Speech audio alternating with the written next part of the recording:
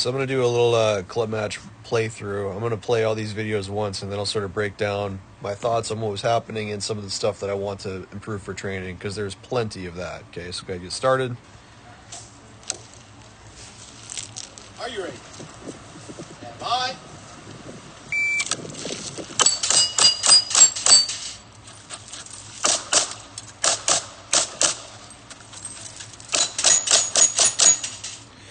Okay, so first one, you can see the overall performance here is good. I hit all the steel first try, which is critical for your time on this. If you can just do that, the time itself is not going to be too bad.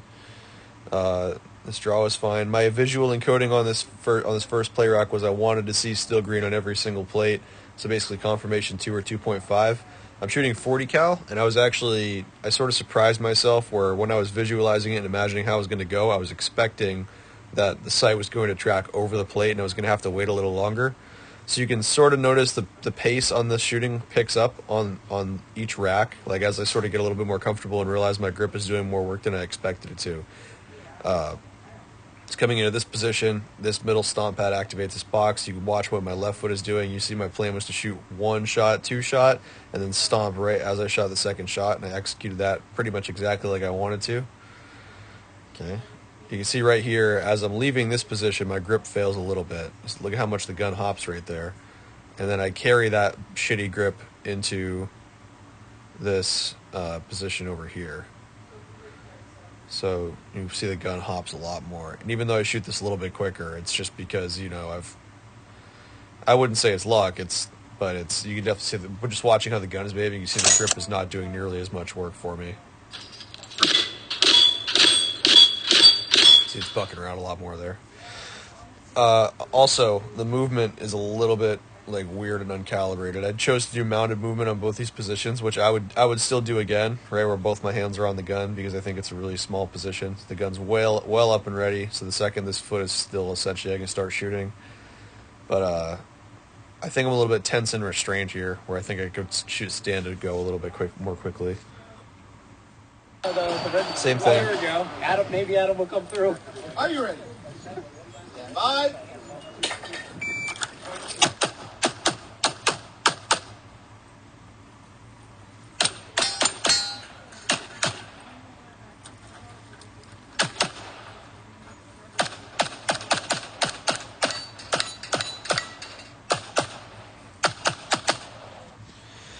So I actually think this was my best stage of the day overall.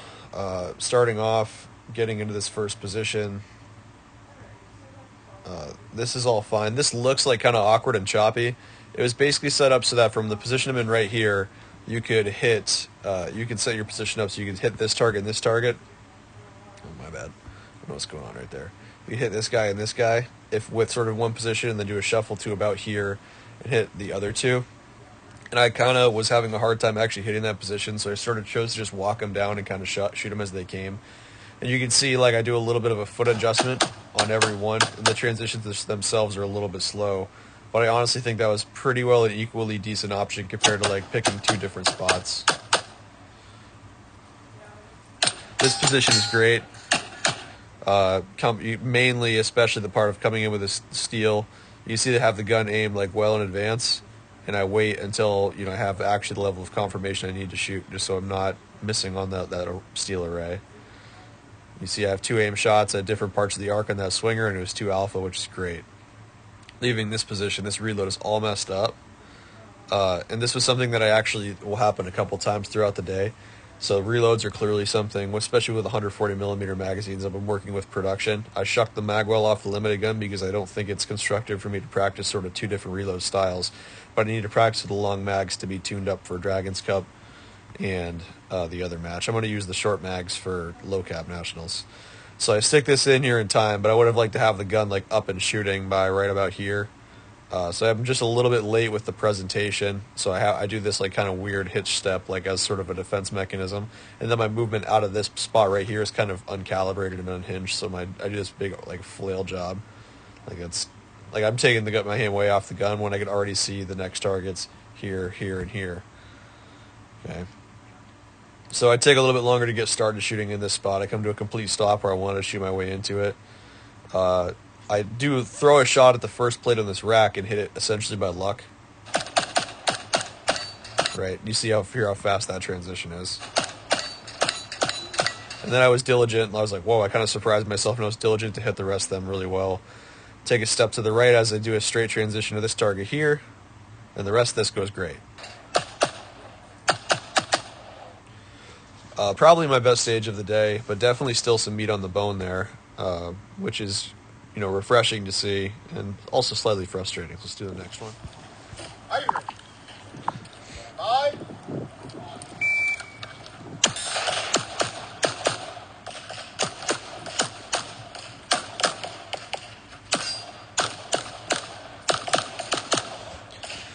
So two things that stand out to me here. This first array is pretty much fine. I roll through all this and shoot it just kind of as it comes. My plan was to be lower in this spot and do a straight transition from here to this guy, and then do a lot more shooting on the move on this. So I make a lot more progress in this direction, shooting through these 3 targets than I wanted to. So because of that, I end up doing the same sort of thing where I do a pivot and end up very high and stable, where I'm doing pretty much a still movement. You can see my weight is still moving, which isn't too bad, but my plan was to stay low and make like actual shooting on the move progress through all 3 of those. So it's like this is one of those situations where the actual result isn't affected by like doing the thing wrong. But if this is a more technically demanding or positionally particular stage, this would have cost me a lot. And then coming up into this position, I cranked a shot at this plate with like 0 sight just because I knew I was shooting at it really early, which I don't really think is actually constructive. And then actually getting set up into this position, I didn't see where that first shot went at all either. So I shot an extra shot at it, and if you watch the impacts in the berm, you can see it was 3 alpha right together. And then I shot the other 2 targets, and that was all well and good. So 2 things, right, is just visualization-wise, not really complying with the plan I laid out on how it was going to, my body positioning was going to be, especially on that shooting on the move portion, and then getting set up into that position. Like, I just was using like no sight at all, and you should still be using your sights, obviously. Like, you should be dedicated to whatever level of visual detail you ingrained. Are you ready? It's kind of a quirky little stage here.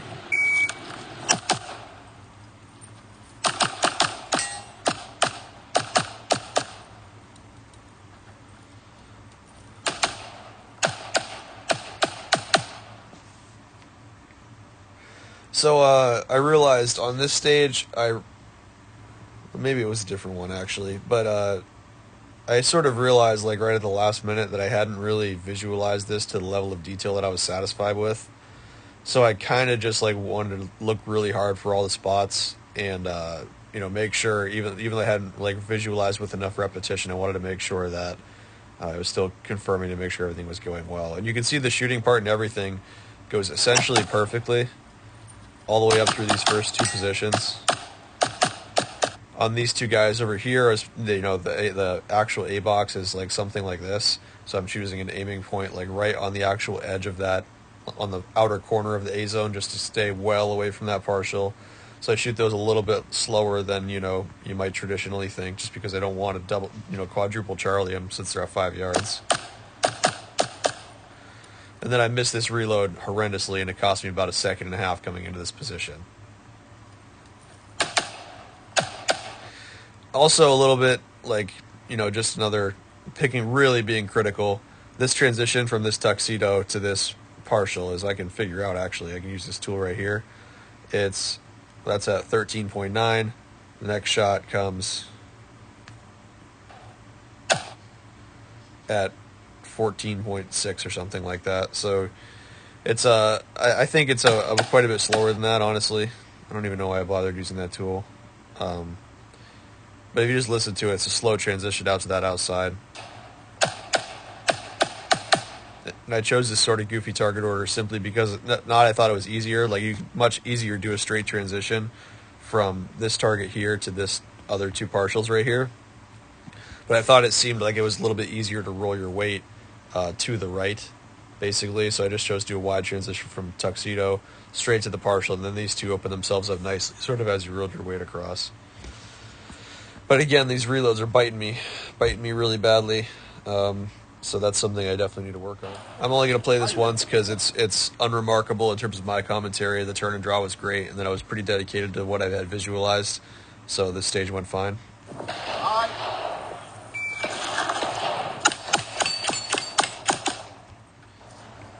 This one, again, I'm not going to play twice. I'm just going to explain to you what happened because you can't really see the holes. I clipped, if I zoom into this array, I clipped this no-shoot right here, right on this edge, and then I had a couple Charlie high up in the neck here on this other target, which is not great. And all I could really chalk it up to is that you can see these are two stages in the same bay, back-to-back, these little speed shoots, and I hadn't visualized this classifier nearly as much as I did that other little speed shoot because you shot them loaded back-to-back. So I was really focused on doing the first one correctly, and I sort of neglected to ingrain the other classifier properly. So hit where you look, for better or worse. I was not dedicated enough about picking, conservative aiming schemes. I was shooting it sort of like it was production, trying to really like neck them in there tightly in the actual A zone itself. And you can see there's plenty A to hit, but then I drag that one transition in this direction right onto the edge of that partial. Okay, so we'll watch it for real now.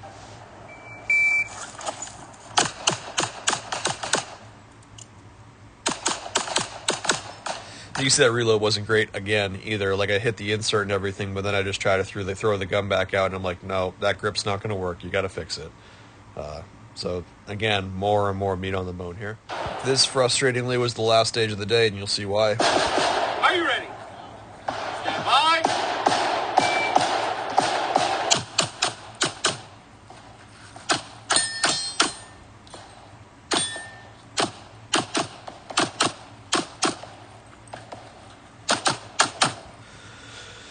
Ouch. Okay, so I came to this spot. I honestly wasn't super confident in this target was super beat up. Like you could not see the actual details of where the zone was at all. So it was kind of being tough for me to decide like where I wanted to aim at it. I knew I wanted to aim basically at like the just inside the AC line on the right side of that target. But I was having a tough time finding it visually. So because I wasn't confident in it, for some reason I just shot an extra shot at it. My movement out of this position, I'm way too tall in this position. I should have taken the time to build the proper stance I wanted off this draw because there's plenty of time to make that happen right here. And I also wouldn't have killed me to roll my weight out a little on this guy. So movement's a little restrained. I should come in to shoot this steel. I just barely nick this popper like right on the edge, and you can hear it when you play the video. And I heard this steel, so I thought I hit it. Here, listen to all three. Right, you hear just that ring a little bit. And I went to that swinger, and I could see in my peripheral the other swinger over here is flapping at this point, right? It's one of our left.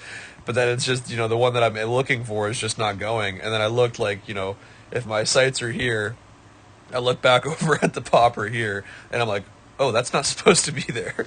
So I just quickly threw a shot back at it, didn't really aim at it very properly. And you can see I just kind of throw the gun at it and slap a shot on it and then go back, and then it comes up. So this swinger sequence was completely messed up, and the shooting on it wasn't great. And then leaving this spot, you can see I angry flail my body to get out of this spot. You see how pained my facial expression is. I throw myself into this next spot and shoot these as aggressively as I can, but that's just not enough to pick up any time on a stage that's this short. And you can see right there, I shot the gun to empty as a consequence of all those extra shots. So that was not awesome at all. So overall, things to work on. Clearly, as far as simple stuff, reloads, definitely movement, staying lower and being more precise about hitting the spots and coming in with a calibrated, stable approach so that I can shoot the prescribed number of shots and the prescribed aiming schemes on stuff, as well as a little bit of a visualization stuff. This is the first match I've shot effectively since January, and it was obvious, just the skill of developing a plan and committing it to memory through visualization is a little bit of a rusty skill. And that's sort of to be expected. I mean, you can't string this many skills together the same way in practice, but I think also it would be better for me to do more complex visualization practice in live fire or dry fire to make these things sort of round out a little better. So a few things there that'll be my main focus going into the next 2 weeks before Dragons Cup, and then Mid-Atlantic and Classic Nationals in the same weekend in 2 weeks. Hopefully this video was good for you. It was early morning work for me. I haven't quite woken up yet, as you can probably tell. So some of the editing and what have you is a little bit lackluster, but maybe you'll find this helpful. Have a good day, guys.